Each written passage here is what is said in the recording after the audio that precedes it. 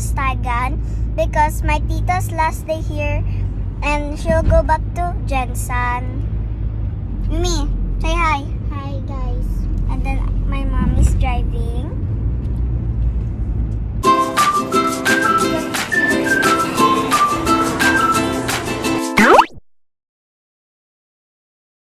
Annyeonghaseyo. Hello guys, welcome back to the vlog. I'm Ara. And hello, and I am Yumenri Ordoko, sister, student of Korean Pinay. While nandito kami sa room, nanood pala kami ng Moana the movie. It's Moana Motonoi. After naman mag-watch, sabi ni mami magbihis daw kami. Dahil mag-visit kami sa store namin. At today pala ay ang pag-uwi ni Tita Ann sa Jensen. At 6 p.m. sinundo namin siya sa apartment niya. So mami pick up Tita Ann and help put her luggage in the car. Sobrang bigat daw, baka matanggal iyang tahi. After namin naseta lahat ng luggage ni Tita Ann, dumiretso na kami sa SM Clark. Doon kasi siya sasakay ng bus papuntang Naiya Terminal Airport.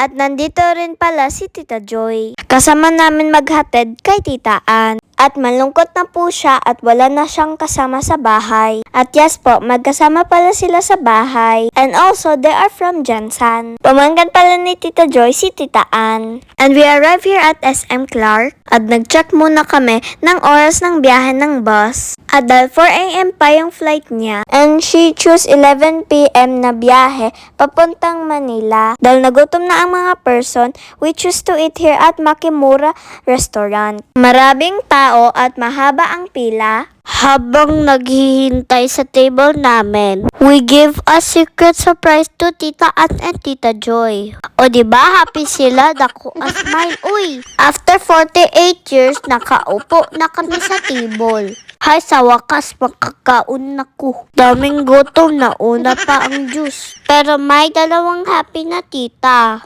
Libre na naman dyan. Ibigay mo na ang akin Christmas bonus. Share your blessing ba? At ayan, nandyan na yung pagkain namin. And we started to eat our ramen at nag-share na kami ni ate. Dahil malaki pala yung order niya. At hindi niya maubos lahat, so we share na lang. Ay, agay, napasok ko. At nagutom na kami, hindi namin nabidyohan ang pagkain namin. But it's okay, naubos namin lahat ng food. Thank you Lord sa blessing. After namin kumain dahil maaga pa, bago mag-alis si Tita Ann, pumunta muna kami sa carousel. Nag-rides kami at nag-banding. Nag-ikot-ikot din kami sa SM Clark. Daming pagod at sakit-sakit sa paa. Sabi ko kay Tita Ann, kargahin niya ako.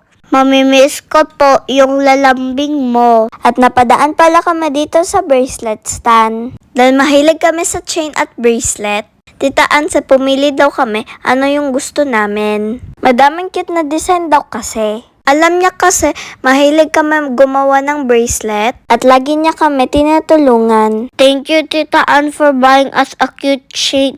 Sobrang happy namin. While waiting mag-arrive yung bus, nagtambay muna kami dito sa Starbucks. Our nanay Dragon wants to drink kape para mabuhay daw yung dugo niya. Ay Diyos ko po, ang laki naman ng kape niyan. At ito na nga ang pag-alis ni Tita Ann. Ayaw namin lumapit kay tita. Dahil alam namin at iiyak kami. Sobrang lungkot at iyak namin dyan. Mamimiss po namin ikaw Tita Ann.